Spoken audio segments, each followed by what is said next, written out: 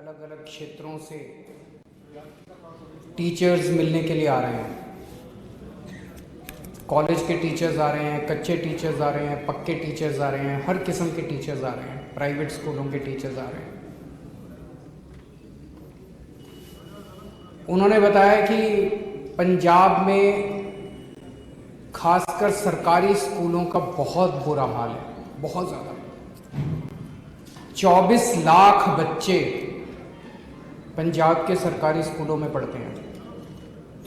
इन 24 लाख बच्चों का भविष्य अंधकार में है। पढ़ाई के नाम पे कुछ भी नहीं है। उन्होंने बताया कि बहुत सारे सरकारी स्कूल ऐसे हैं जिनमें एक भी टीचर नहीं है। 7वीं क्लास तक के स्कूल ऐसे हैं जिसमें एक भी टीचर नहीं है। कई स्कूल ऐसे हैं जिसमें केवल एक ही टीचर है सारी क्लासेस के लिए, 7 क्लासों के लिए एक ही टीचर है। और उन्होंने बताया कि सरकार ने उसके ऊपर पुताई करवा दी और उसके ऊपर लिख दिया स्मार्ट स्कूल। उनको स्मार्ट स्कूल बना दिया। जब 2015 में दिल्ली में हमारी सरकार बनी थी, दिल्ली के सरकारी स्कूलों का भी इतना ही बुरा हाल था, बहुत बुरा हाल था। सरकारी स्कूलों में, दिल्ली के सरकारी स्कूलों में भी पढ़ाई के नाम पे जीरो थे। लोग, अगर कोई गरीब आदमी थोड़ा सा भी पैसा कमा लेता था तो वो कोशिश करता था मैं अपने बच्चे को किसी बगल के प्राइवेट स्कूल में पढ़ा दूं। सरकारी स्कूल से नाम कटवा लेता था, प्राइवेट स्कूल में भेज देता था। लेकिन आज 7 साल के बाद दिल्ली के सरकारी स्कूलों की काया पलट गई है बिल्कुल। इतना शानदार काम हुआ है दिल्ली के सरकारी स्कूलों में कि उसकी चर्चा देश में नहीं, विदेशों के अंदर चारों तरफ उसकी चर्चा हो रही है। इस बार दिल्ली के सरकारी स्कूलों के नतीजे, अगर मैं अपनी तारीफ करूं तो उसका फायदा नहीं है। नतीजे कैसे आ रहे हैं? नतीजे 99.7% नतीजे आए हैं सरकारी स्कूलों। प्राइवेट स्कूलों के भी इतने अच्छे नतीजे नहीं है, प्राइवेट स्कूलों को पीछे छोड़ दिया। तो जैसे दिल्ली के सरकारी स्कूलों को ठीक किया, ऐसे ही पंजाब के सरकारी स्कूलों को ठीक करेंगे। अब हमें करना आता है और हमें ही करना आता है और किसी पार्टी को करना नहीं आता। कांग्रेस की कितने राज्यों में सरकार है देश के अंदर? पिछले 70 साल में कितने राज्यों में कांग्रेस की सरकार बनी? पंजाब में अभी कांग्रेस की सरकार है। उनसे तो नहीं हुए सरकारी स्कूल ठीक, उन्होंने तो और बेड़ा गर्क कर दिया। बीजेपी की कितने राज्यों में सरकार है, उनसे तो ठीक नहीं हुए। अभी इस सरकार के पहले अकाली दल की 10 साल तक सरकार थी पंजाब के अंदर, उनसे तो ठीक नहीं हुए। आम आदमी पार्टी ने एक ही बार में एक मौका दिया था, दिल्ली की जनता ने एक ही बार में 5 साल के अंदर दिल्ली के सरकारी स्कूलों का कायाकल्प कर दिया। पंजाब के सरकारी स्कूलों को भी ठीक करेंगे। लेकिन आज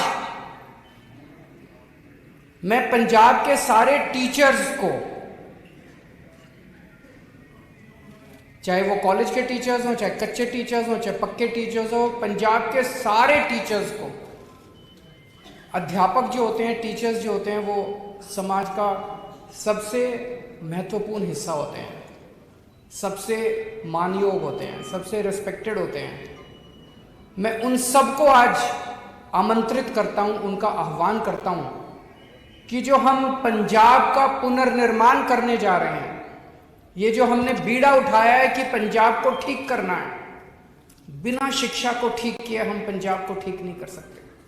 हमें अपने बच्चों का, अगर भविष्य, जब तक हम बच्चों का भविष्य ठीक नहीं करेंगे तब तक पंजाब ठीक नहीं हो सकता। इसलिए उन सभी टीचर्स को मैं आज आमंत्रित करता हूं, आइए इस मुहिम में आप लोग शामिल होइए। आज मैं 8 टीचर्स को 8 गारंटी दे रहा हूं। आज केवल टीचर्स के लिए आया हूं।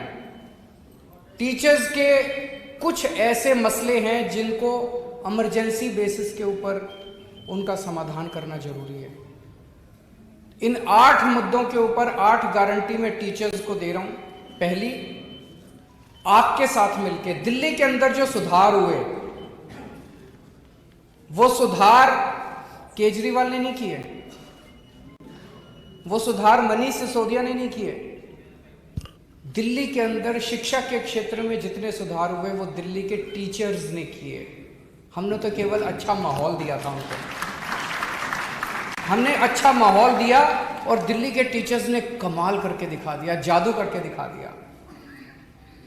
पहली गारंटी ये है कि पंजाब के अंदर भी माहौल बदलेंगे, टीचर्स को अच्छा माहौल देंगे और टीचर्स के साथ मिलके पंजाब के शिक्षा के क्षेत्र में क्रांति लेके आएंगे, जैसे दिल्ली के अंदर लेके आए थे। ये हमारी सभी टीचर्स को और पेरेंट्स को गारंटी है। इसका मैं पूरा मसौदा तैयार कर रहा हूं मनीष सिसोदिया जी के साथ। कुछ दिन के बाद मैं दोबारा आऊंगा आपके बीच में, उस दिन शिक्षा पे बात करेंगे, आज केवल टीचर्स की बात कर रहे हैं। दूसरा, मेरे पास कुछ टीचर्स मिलने के लिए आए, बोले जी 18 साल हो गए हमको काम करते, अभी तक कच्चे हैं। मैंने उनसे पूछा कितनी तनख्वाह मिलती है, भगवंत मान जी भी मेरे साथ बैठे थे कल। मैंने पूछा कितनी तनख्वाह मिलती है, आपको जान के ताज्जुब होगा, 18 साल काम करने के बाद एक टीचर को 10,000 रुपए महीना तनख्वाह मिलती है। इतनी दुर्गति टीचर्स की, इतना अपमान टीचर्स का। दिल्ली के अंदर न्यूनतम मिनिमम वेज, अनस्किल्ड लेबर, अगर कोई अनस्किल्ड लेबर 1 महीना काम करता है तो उसको मिनिमम वेज 15,000 रुपए मिलते हैं दिल्ली के अंदर। टीचर्स को यहां पे मिनिमम वेज भी नहीं मिलता, मिनिमम वेज के बराबर भी नहीं मिलता उनको केवल 10,000 रुपए महीना टीचर्स को मिलता है। और वो बोले जी 10,000 तो मैक्सिमम है। कई टीचर्स ऐसे हैं जो 3,000 पे काम कर रहे हैं, कई टीचर्स ऐसे हैं जो 5,000 पे काम कर रहे हैं।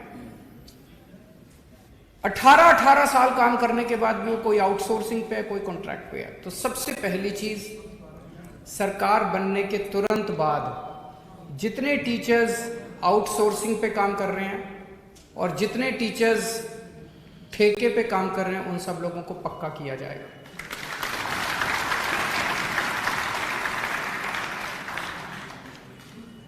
ऐसे कई सारे कच्चे टीचर्स का चंडीगढ़ के पास धरना प्रदर्शन चल रहा है कई दिनों से। मुझे पता चला कि चंडीगढ़ के पास एक जगह एक पानी की टंकी के ऊपर एक महिला टीचर और 2 पुरुष टीचर कई दिनों से पानी की टंकी के ऊपर चढ़े हुए हैं। उन्होंने दशहरा, दिवाली, करवा चौथ सारे त्योहार पानी की टंकी के ऊपर मनाए हैं। ये बेहद दुख की बात है।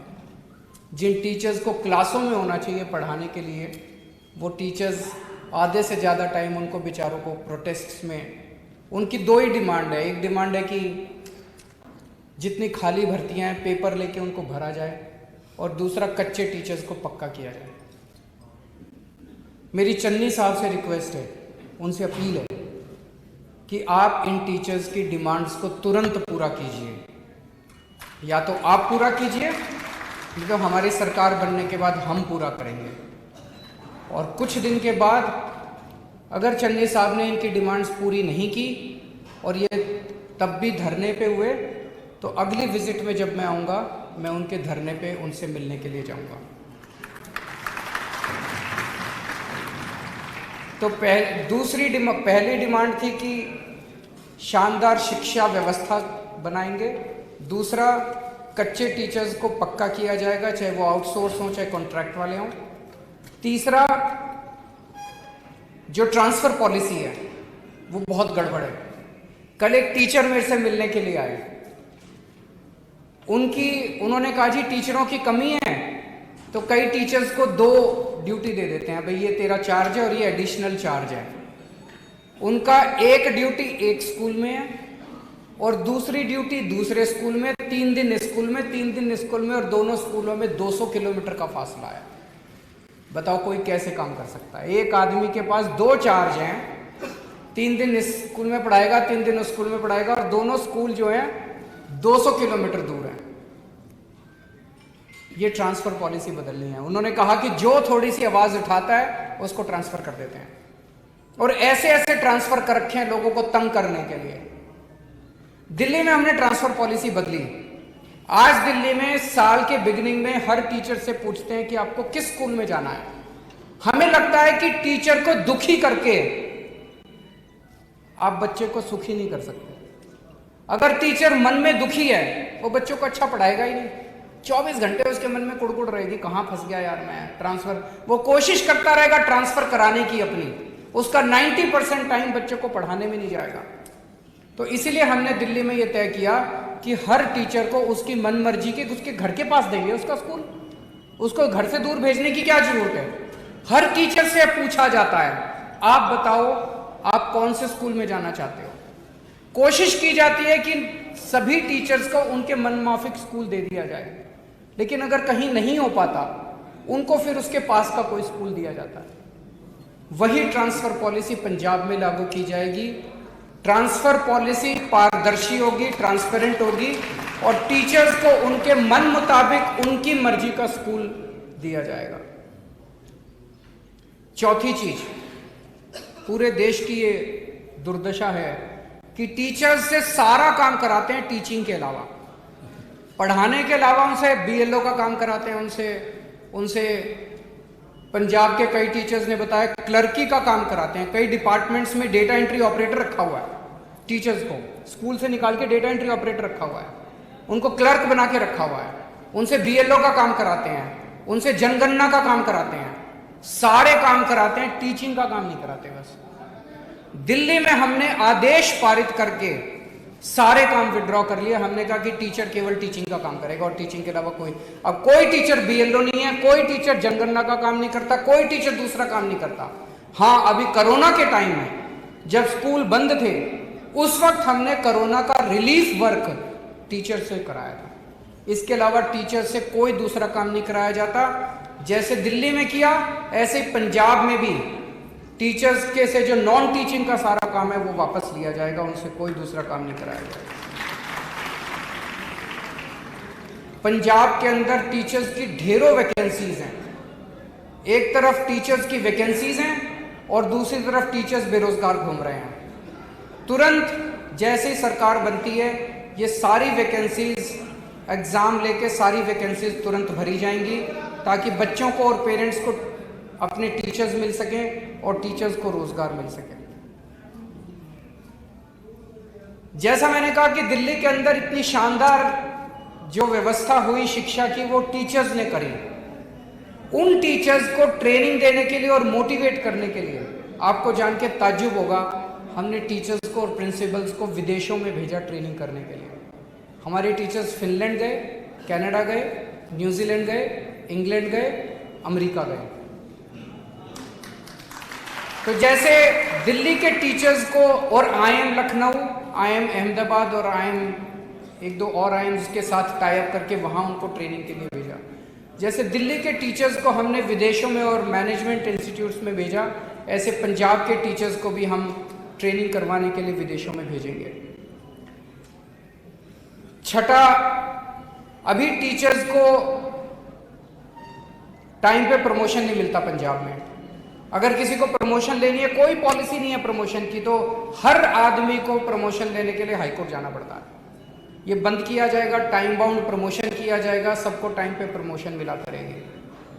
और आखिरी 8वीं बात, सभी टीचर्स को और उनके परिवार के लोगों को कैशलेस मेडिकल व्यवस्था का उनके लिए इंतजाम किया जाएगा। दिल्ली के अंदर भी हमने किया है सभी टीचर्स के लिए, यहाँ भी किया जाएगा।